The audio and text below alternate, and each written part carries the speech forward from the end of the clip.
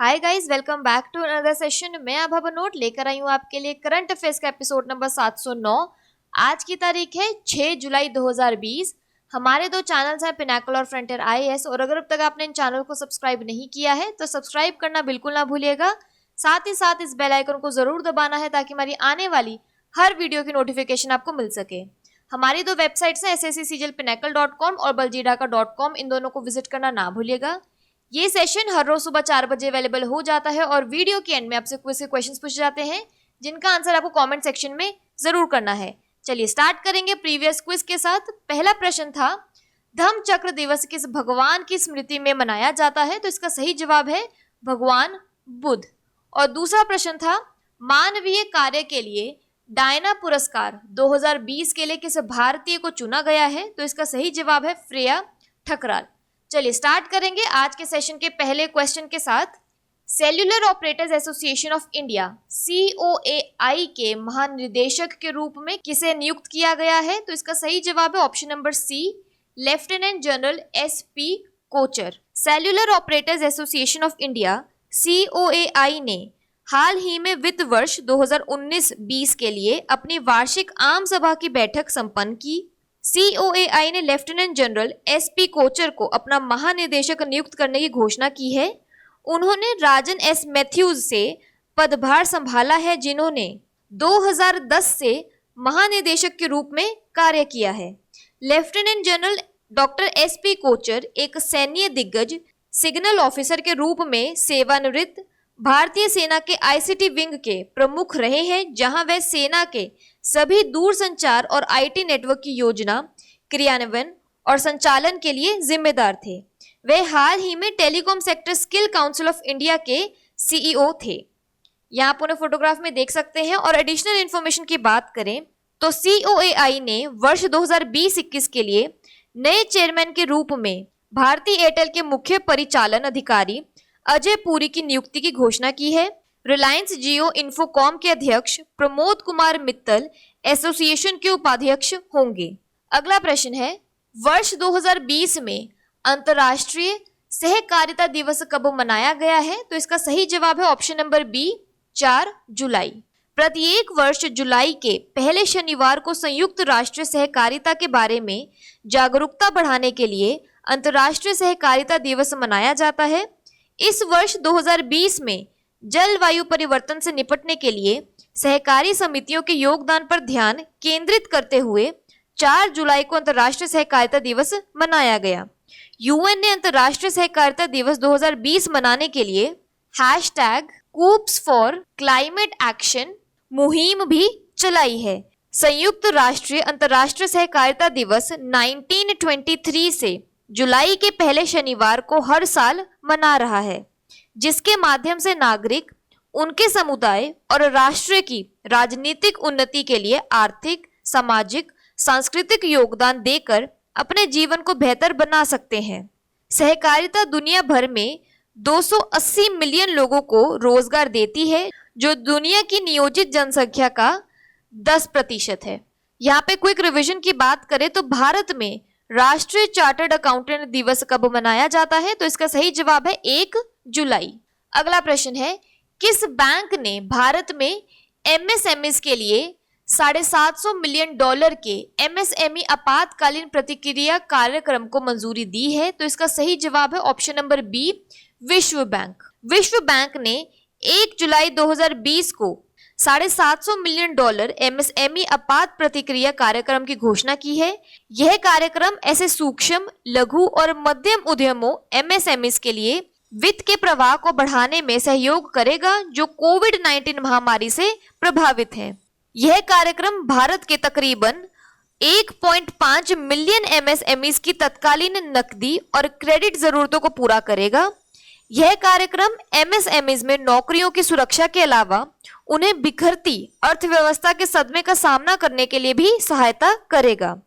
इस घोषणा के बाद आपातकालीन कोविड-19 प्रतिक्रिया हेतु भारत की सहायता करने के लिए विश्व बैंक की कुल प्रतिबद्धता 2.75 बिलियन तक पहुंच गई है। यह कार्यक्रम ऐसे सुधारों के व्यापक सेट के तौर पर पहला कदम होगा, जो आने वाले समय में MSME क्षेत्र को आगे बढ़ाने के लिए आवश्यक होंगे। यहाँ पर क्विक रिवीजन की बात करें तो हाल ही में किस बैंक ने 6 भारतीय राज्यों में शिक्षा गुणवत्ता में सुधार के लिए $500 मिलियन स्वीकृत किए हैं? तो इसका सही जवाब है विश्व बैंक। अगला प्रश्न है, इसरो ने हाल ही में फोबोस की छवियों को कैप्चर किया है। यह किस ग्रह का एक प्राकृतिक उपग्रह है? तो इसका सही जवाब है ऑप्शन नंबर बी, मंगल। भारतीय अंतरिक्ष अनुसंधान संगठन इसरो के मंगलयान मिशन, जिसे मार्स ऑर्बिटर मिशन के रूप में भी जाना जाता है, ने 1 जुलाई 2020 को फोबोस, मंगल का सबसे बड़ा चंद्रमा या प्राकृतिक उपग्रह की छवि को कैप्चर किया है। इसरो द्वारा 3 जुलाई 2020 को छवि साझा की गई थी। मार्स ऑर्बिटर मिशन द्वारा फोबोस की छवि को 4200 किलोमीटर की दूरी से कैप्चर किया गया था। उस समय मार्स ऑर्बिटर मिशन मंगल से 7200 किलोमीटर की दूरी पर था। मंगलयान मिशन 5 नवंबर 2013 को आंध्र प्रदेश के श्रीहरिकोटा में स्थित सतीश धवन अंतरिक्ष केंद्र के पहले लॉन्च पैड से लॉन्च किया गया था। मिशन को रॉकेट PSLV-C25 द्वारा लॉन्च किया गया था। इसने 24 सितंबर 2014 को पहले प्रयास में सफलतापूर्वक मंगल की कक्षा में प्रवेश किया। यहाँ फोटोग्राफ में देख सकते हैं, फोबोस और डिमोस मंगल के 2 प्राकृतिक उपग्रह हैं। अगला प्रश्न है, हाल ही में किस राज्य की औद्योगिक विकास परिषद ने यूके इंडिया बिजनेस काउंसिल के साथ एक समझौता ज्ञापन पर हस्ताक्षर किए हैं? तो इसका सही जवाब है ऑप्शन नंबर बी, महाराष्ट्र। गैर लाभकारी संगठन UKIBC, UK India business council और MIDC, महाराष्ट्र औद्योगिक विकास निगम के बीच 4 जुलाई 2020 को समझौता ज्ञापन MOU पर हस्ताक्षर किए गए। MIDC औद्योगिक अवसंरचना विकास के लिए महाराष्ट्र सरकार की प्रमुख एजेंसी है। समझौता ज्ञापन यूनाइटेड किंगडम UK में व्यवसायों के साथ महाराष्ट्र सरकार के सहयोग को मजबूत करने में मदद करेगा। साथ ही यह राज्य में व्यावसायिक वातावरण में सुधार करेगा। UKIBC का मुख्यालय लंदन में है और इसे 1993 में दोनों देशों यूनाइटेड किंगडम और भारत के बीच व्यापारिक संबंधों और द्विपक्षीय व्यापार को बढ़ावा देने और बढ़ाने के लिए स्थापित किया गया था। यहाँ पर क्विक रिवीजन की बात करें तो चक्रवात निसर्ग ने हाल ही में किस राज्य में लैंडफॉल किया है? तो इसका सही जवाब है महाराष्ट्र। अगला प्रश्न है, किस देश ने एशिया प्रशांत आर्थिक सहयोग APEC शिखर सम्मेलन 2021 को रद्द कर दिया है? तो इसका सही जवाब है option number C, New Zealand. New Zealand ने कोविड-19 महामारी के कारण वर्ष 2021 में होने वाली एशिया प्रशांत आर्थिक सहयोग Asia Pacific economic corporation summit को रद्द करने की घोषणा की है। यह शिखर सम्मेलन न्यूजीलैंड के ऑकलैंड में आयोजित किया जाना था। इससे पहले नेताओं की इस बैठक को चिली सरकार द्वारा 2019 में हिंसक विरोधी प्रदर्शनों के कारण रद्द कर दिया गया था और साल 2020 की वर्चुअल एपेक बैठक मलेशिया द्वारा आयोजित की जा रही है।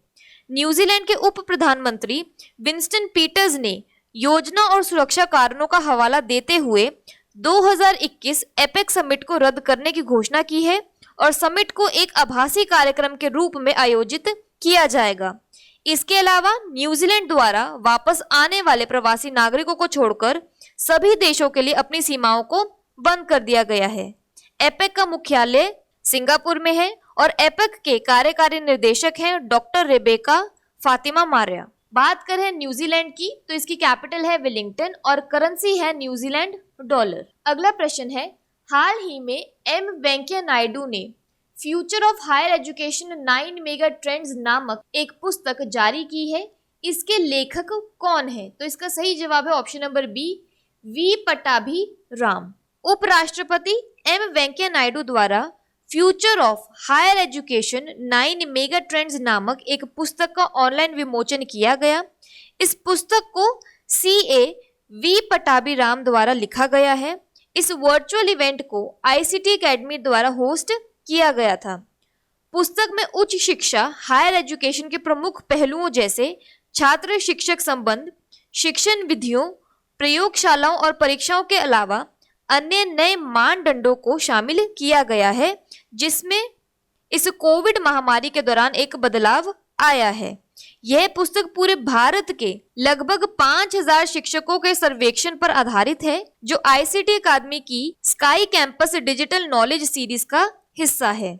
वी पटाभी राम चेन्नई में एक चार्टर्ड अकाउंटेंट है। वह एक लेखक, शिक्षक और सार्वजनिक वक्ता भी हैं। यहाँ फोटोग्राफ में देख सकते हैं। और क्विक रिवीजन की बात करें तो कोविड-19 के सामाजिक और आर्थिक प्रभावों पर आधारित पुस्तक बिहाइंड द मास्क किसने लिखी है? तो इसका सही जवाब है मोहम्मद मन्नान। अगला प्रश्न है, गुओनी जॉनसन को किस देश के राष्ट्रपति के रूप में फिर से चुना गया है? तो इसका सही जवाब है option number B, Iceland. Gudni Johannesson को आइसलैंड के राष्ट्रपति के रूप में फिर से चुना गया है। उन्होंने हाल ही में हुए राष्ट्रपति चुनावों में आइसलैंड के राष्ट्रपति के रूप में अपना दूसरा 4 साल का कार्यक्रम जीता है। उन्होंने राष्ट्रपति चुनाव में 92% लोकप्रिय वोट के साथ जीत हासिल की, जो आइसलैंड राष्ट्रपति चुनावों में दूसरी सबसे बड़ी जीत थी। जबकि उनके समक्ष फ्रैंकलिन जॉनसन केवल 6.5% वोट जीतने में सक्षम रहे। आइसलैंड में प्रत्येक राष्ट्रपति का कार्यकाल 4 साल का होता है। यहाँ फोटोग्राफ में उन्हें देख सकते हैं। राष्ट्रपति के रूप में पद ग्रहण करने से पहले जॉनसन ने आइसलैंड विश्वविद्यालय में इतिहास के प्रोफेसर के रूप में काम किया। बात करें आइसलैंड की तो इसकी कैपिटल है रेकजाविक और करेंसी है आइसलैंडिक क्रोना। अगला प्रश्न है, ओलंपिक चैंपियन लिंडेन ने हाल ही में संन्यास की घोषणा की है।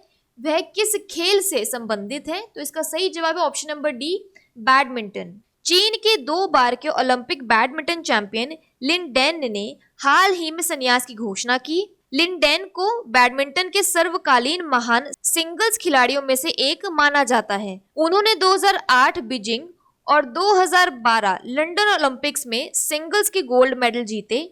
उन्होंने बैडमिंटन के 9 प्रमुख खिताब जीते, जिसमें विश्व चैंपियनशिप के 5 गोल्ड मेडल शामिल है। यहाँ फोटोग्राफ में उन्हें देख सकते हैं। और क्विक रिवीजन की बात करें तो भारत के आईटी अधिनियम की किस धारा के तहत 59 चीनी मोबाइल ऐप पर प्रतिबंध लगा दिया गया है? तो इसका सही जवाब है 69A।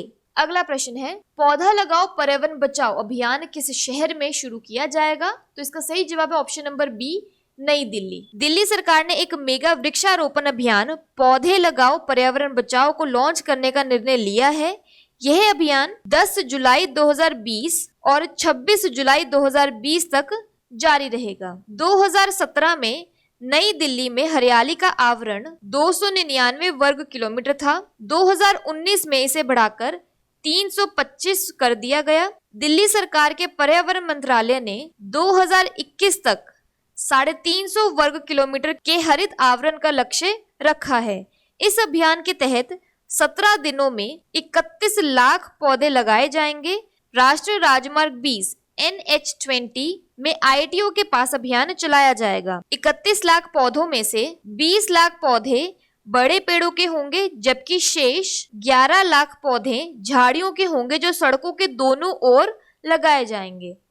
बात कर लेते हैं आज के सेशन के क्विक समरी की। Cellular operators association of India COAI के डायरेक्टर जनरल के लिए किसे नियुक्त किया गया है? लेफ्टिनेंट जनरल SP कोचर को। इंटरनेशनल डे ऑफ कोऑपरेटिव 2020 कब मनाया गया है? जुलाई 4 को। किस बैंक ने $750 मिलियन के साथ MSME इमरजेंसी रिस्पांस प्रोग्राम चालू किया है? वर्ल्ड बैंक ने। इसरो ने हाल ही में एक उपग्रह फोबोस की इमेज शेयर की है। वह किस ग्रह से संबंधित है? मार्स से। यूके इंडिया बिजनेस काउंसिल के साथ किस राज्य ने एक एग्रीमेंट पर साइन किए हैं? महाराष्ट्र सरकार ने। एपेक समिट 2021 कहां पर होनी थी? न्यूजीलैंड में। Book future of higher education 9 mega trends किसने लिखी है? वी पटाभी राम ने। गुओनी जॉनसन किस देश के राष्ट्रपति बने हैं? आइसलैंड के। ओलंपिक चैंपियन लिंडेन ने, जिन्होंने हाल ही में रिटायरमेंट ले ली है, वे किस खेल से संबंधित थे? बैडमिंटन से। पौधे लगाओ पर्यावरण बचाओ कैंपेन कहाँ स्टार्ट किया गया है? न्यू दिल्ली में। बात कर लेते हैं आज के सेशन की क्विज फॉर द डे की। पहला प्रश्न है, वर्ष 2020 में अंतर्राष्ट्रीय सहकारिता दिवस कब मनाया गया है? और दूसरा प्रश्न है, ओलंपिक चैंपियन लिंडेन ने हाल ही में संन्यास की घोषणा की है, वह किस खेल से संबंधित है? और अगर अब तक आपने चैनल को सब्सक्राइब नहीं किया है तो सब्सक्राइब करना बिल्कुल ना भूलिएगा। साथ ही साथ इस बेल आइकन को जरूर दबाना है ताकि हमारी आने वाली हर वीडियो की नोटिफिकेशन आपको मिल सके। हमारी दोनों वेबसाइट sscsigiilpinnacle.com और baljeetdaka.com पर विजिट करना बिल्कुल ना भूलिएगा। Thank you so much.